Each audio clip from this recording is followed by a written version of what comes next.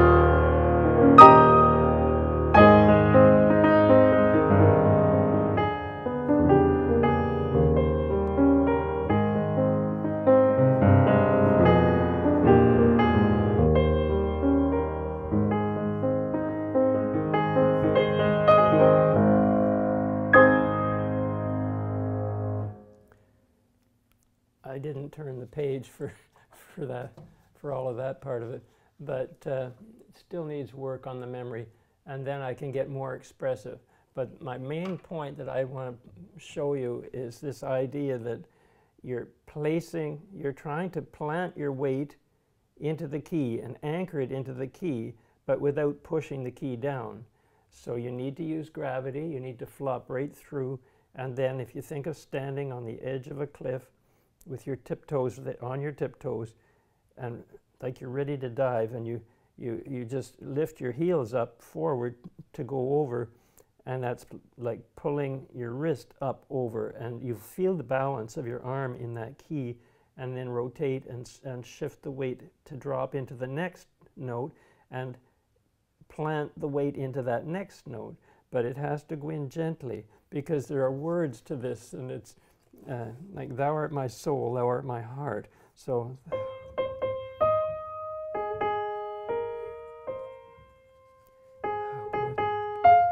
that's thou both my joy and sadness art. You can slow down a bit then.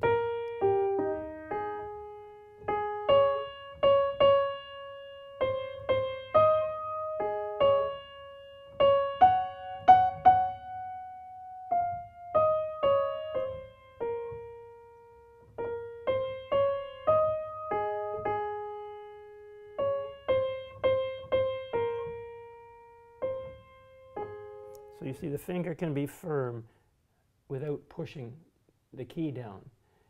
You need to use gravity and have the drop, and then the draw, which is that idea of pulling the wrist up over the next, and then you get a chance to prepare for how expressively you want the next note, and then the melody comes in the left. So thou art my soul. You see, it can be more tender. So if that's thou art my soul, thou art my heart, thou both my joy and sadness art. It's fun to try and make it as expressive as you can, each phrase. No two notes identical, and hopefully then the audience receives the emotion that you're feeling through the way you're singing it. Anyway, I hope you enjoyed that, and have a good night. Next time I do it, it'll be better.